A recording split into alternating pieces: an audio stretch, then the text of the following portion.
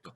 Allora sì, Paola, tu citavi giustamente il RAF. Il RAF è stato un momento molto importante proprio per ritornare a delle affermazioni che sono state fatte precedentemente da dei colleghi su quello che è la conoscenza di quello che è il tessuto imprenditoriale, non solo quindi il patrimonio forestale nazionale, ma anche la conoscenza sul livello di innovazione e di tecnologia che il mercato può offrire, non solo da un punto di vista meccanico delle imprese.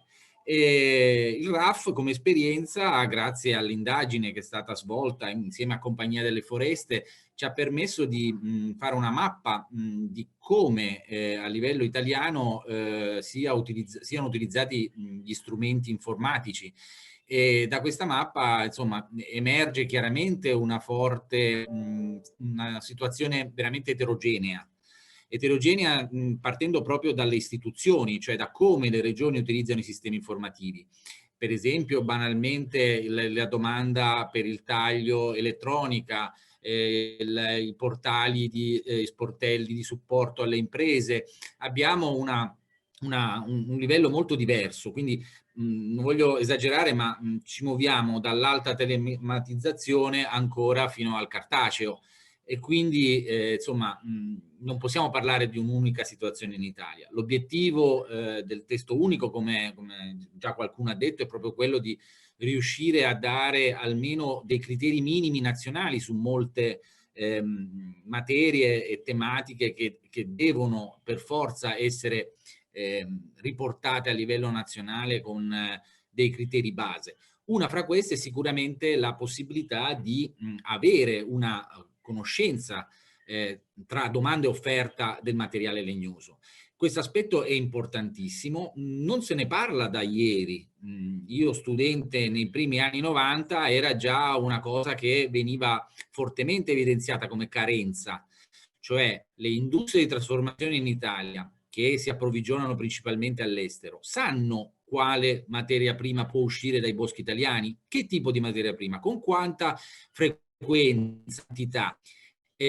Possono utilizzarla questa materia? Come possono utilizzarla? Beh, questa problematica è stata affrontata benissimo dal Trentino con diciamo, un esempio eccezionale, dal Veneto con l'utilizzo dello sviluppo rurale come strumento per finanziare questa iniziativa. Purtroppo se prendiamo la misura 16 che poteva essere utilizzata, come sapete, da tutte le regioni d'Italia, è stata utilizzata solo dal Veneto in questo modo, cioè un PEI specifico nato per questa attività è nato solo in Veneto. In altre regioni sono nate cose non simili, molto ancora in bozza, che cercano comunque di arrivare a questo presupposto. La mancanza di una conoscenza diretta tra domanda e offerta per il settore forestale è fortemente evidenziata anche nel RAF dal crollo, per esempio, negli ultimi 30-40 anni delle imprese di prima trasformazione, ovvero delle segherie in Italia.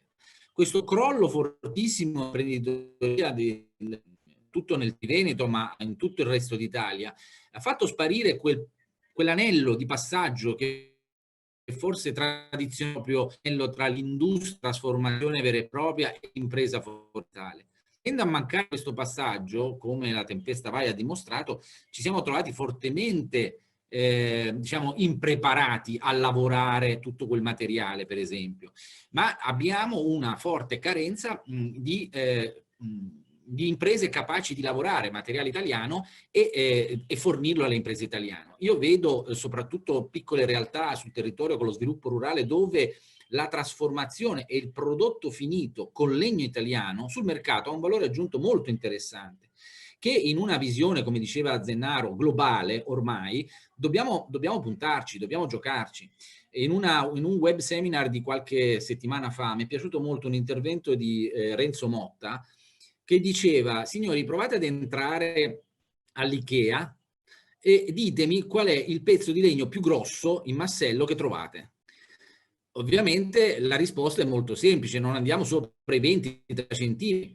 Bene, la produzione di materiale legnoso italiano in questo momento potrebbe sicuramente avere un mercato interessante in Italia, perché le produzioni di bassa qualità, definiamola così, ma di standard comunque minori rispetto a un massello, a un Travame di tradizioni più culturalmente più evolute, diciamo così, in Italia è pieno e possiamo valorizzarlo, però dobbiamo mettere il mercato, cioè l'industria della trasformazione, che evolve sempre di più verso un'innovazione tecnologica nell'utilizzo del legno, con un uso a cascata, come diceva Comino prima, nella possibilità di poter avere questo materiale e di poter dire questo materiale è italiano, è lavorato in Italia e può essere venduto nel resto del mondo, con un livello anche di valore aggiunto poi economico non da poco.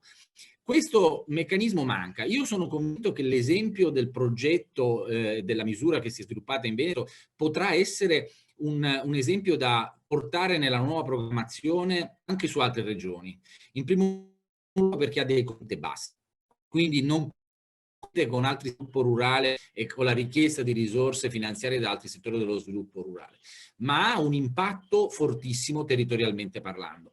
Però ovviamente un discorso di questo tipo non può limitarci, e qui ritorno all'affermazione di Zenaro, cioè quella della situazione globale, non può limitarsi a dei mercati regionali o addirittura locali, ristretti, ma deve avere un coordinamento nazionale in modo tale che la ditta calabrese può vendere sul mercato dei prodotti a un'impresa che trasforma in Trentino oppure in Friuli e viceversa, e creare quindi la possibilità di scambio a livello nazionale. Su questo sicuramente si può lavorare, gli strumenti per lavorarci ci sono, in quanto la misura dello sviluppo rurale rimangono quelle della precedente programmazione e si aprono anche con una prospettiva più nazionale rispetto a quella delle singole regioni.